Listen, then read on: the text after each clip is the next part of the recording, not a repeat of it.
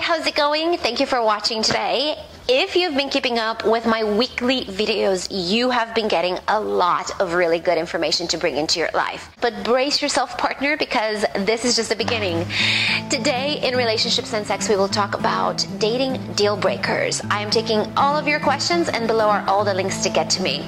Also today, please stay tuned for this week's fan shout out, and let's get started. I will share 10 deal breakers with you today, but I have a bag full of things not to do on dates, so I'll make a part 2 very soon. Off the bat though, it must be said, cheating and substance abuse problems, and talking about cheating and substance abuse problems in the past, are no-brainers. Don't do it.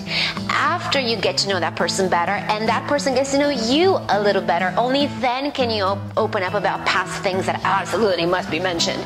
But as long as they don't endanger the life of the person you're with, it's best to keep the dark matters to yourself, at least until you've known each other a little better. Another deal breaker that shouldn't even be mentioned because it's so stupid, but I'll mention it anyway, is chewing anything out loud. That needs to not happen. Years ago, I went on a date with a guy who was eating his food like this. What is that? Make it stop! The first deal breaker on the list today is going on a date with expectations. Oh, I hope he'll be like this, or oh, I hope she'll like that. Or maybe you spent hours Googling this person and you found their Facebook and Twitter and LinkedIn accounts, and now you have all these expectations. Don't go in expecting things or you will be very disappointed. Go into first dates without any expectation. Leave yourself open to making the best and most educated decision once you're there, and from that point on, you can consciously decide if you want to see that person again or not.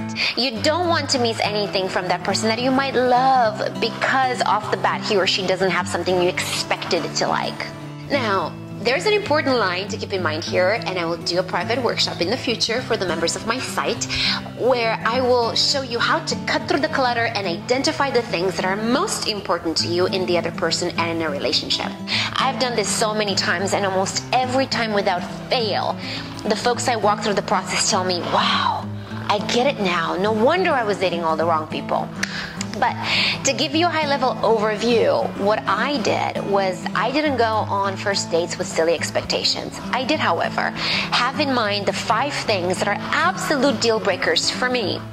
With them in the back of my head, I had questions already prepared that were not probing, that wouldn't make the other person seem like they're being interrogated, and I would ask them at the right time, but these questions helped me get the answers to the big stuff that really mattered to me.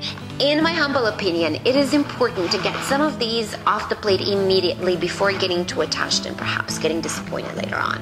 If you're subscribed to my site at alexandrapotora.com, this workshop will be available for you very soon. Number 2 dating deal breaker, making it too much about you. Dates are time shared, and they're about listening. People love talking about themselves, and they will tell you almost anything you need to know and decide if you want to continue seeing that person. Talking about what I'm doing, what I like, where I go, what I do for fun, what my goals are. It's a turn off. Try to approach dates as logically as you can and focus on sharing the time. Another dating deal breaker is flirting with other people. There is this vigorous appetite in all of us to be desirable to our parents, I was going to say parents, my God. There is this vigorous appetite in all of us to be desirable to our partners. We want the person we're dating to know that we're beautiful or smart, funny or interesting, whatever it is that you want the other person to see in you. And the easiest way to do it is by engaging flirtatiously with other people. If he or she sees that others want me or find me interesting, they will want me or find me interesting. Don't do it. It's distasteful and actually shows insecurity, because if you know who you are, you don't need to flaunt it. If the other person is smart enough, they'll see that. If not, you just got your answer. Number 4, getting distracted while the other person is talking. In one of the career and money videos I made about how to close sales, I talk about how crucial it is to make and keep eye contact. This is something so basic, but because of that, we don't consciously practice it. And I guarantee you that at times your eyes are moving around without you even realizing it. The video is linked below, and it's important to watch it because dates are essentially sales. We are selling ourselves and who we are to the other person, so it's important to know the tricks of how to successfully close a sale. Make it a point to condition yourself to always look the other person in their eyes and not get distracted by pretty lights or short skirts walking by or beautiful people. Number 5, baby talk. Hi, I'm Alexandra. Nice to meet you. OMG, that's hot. You're so cute. Yeah, that's nice. This so-called movement started a long time ago, and it wants us to think that talking in a really squeaky girly voice is somehow sexy and cute and adorable. It's not. Okay? It shows that you're a child, and unless you're a pervert, you do not want to date a child. You want to date somebody mature because emotional maturity is sexy.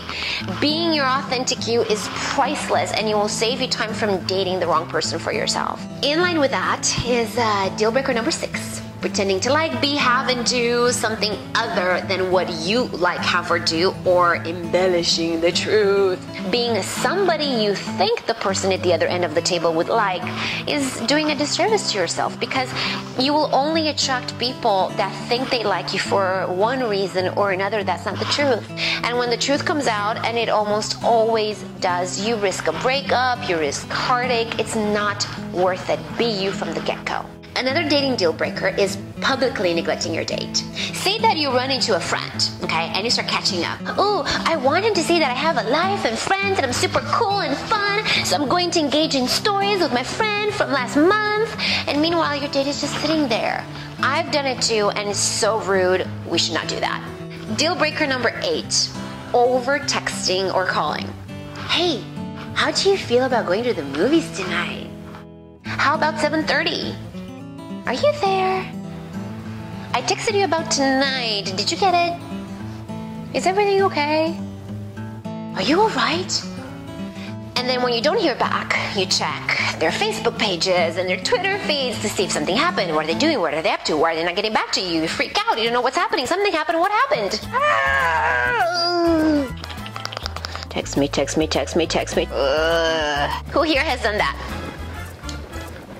When the person on the receiving end is not getting back to us, we automatically assume that he or she is ignoring us. But more often than not, that has nothing to do with us. Maybe this person is at work or in a meeting with his family or with her friends or in school. Maybe this person forgot the phone on silent or is in an area without signal. There are so many reasons to not get back to a message right away. And when that person finally gets to the phone and sees desperation unfolding, that's a huge turnoff. So do everything within your power to not overreach out. And if that guy or gal is, let's say, ignoring you or wants to play games with you, then, you shouldn't pursue that person, period. You have to respect yourself enough to know your self-worth. Number 9 is not backing up your partner when he or she meets with your friends or family. Though what the people you trust are saying may or may not be true about that person, it is your job to give it some thought in private, not in front of other people, and most certainly not at the expense of somebody else. If you watched last week's video about dealing with depression, you probably remember that I mentioned this girl that was like a sister to me. But when I was going through my divorce and my bankruptcy and I was really, really depressed, she emailed me saying that she no longer wants to be my friend. You probably remember that. Anyway, what I didn't get a chance to tell you last week was that after I pulled out of my depression, I wanted to mend our friendship. In spite of her being unbelievably unsupportive, I could not ignore the fact that we were close for so many years, and while going through depression, I really was a downer. So I wanted to be a big girl and fix our relationship. So that girl, and I say it like that because After everything I tried to do, she really ended up being very douchey. But anyway, at that time, I wanted that girl to meet my new boyfriend. So him and I drove for an hour to meet her.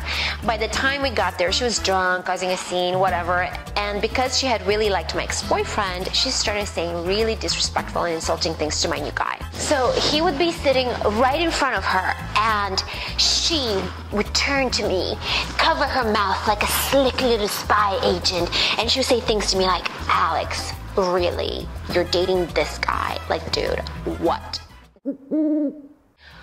Yeah, girlfriend, he can hear you. You are drunk and loud, honey. So I cut our meeting short, and guess what? My boyfriend saw that and appreciated me for respecting him enough to remove us from that situation. So always respectfully back up your date. Afterwards, you can listen to other people's feedback, think for yourself, and make a decision. Deal breaker number 10 is overly criticizing. Yeah, no, that's actually not what happened. Sorry to correct you, but you actually said sesquipedelity. Oh, you're so cute. That's like high school stuff. Sure, you can correct your partner every now and then after you've been dating for a while, but especially in the beginning, nobody, and I mean nobody, wants to date mom or dad. Now, if that person generally is saying or thinking or doing things that you don't agree with, then you just have to ask yourself if you'll be okay with living with these things as long as you're dating that person. You have to ask yourself this hard question from the very beginning, because realistically, we can't change anybody else, and if you continue being around things that bug you, you will ultimately turn into a nag, and that will affect your relationship. So now, keeping it in the dating world, next week in the fashion and beauty video, I will show you how to dress on dates. Show enough to wear you're sexy, but not too much to look slutty or not enough to look boring. I'll have different dating scenarios, different dating outfits, so watch out for that. It's going to be really exciting. I will also make a part 2 to this video, and I have tons more dating deal breakers that I want you to know, because I want you to start your relationship on the right foot. Subscribe to my YouTube channel to get all these videos, and join me for free at alexandrapoltora.com. That's where all the exclusives are. If you enjoyed this video, please click like underneath the video window and share it with somebody you love for good karma.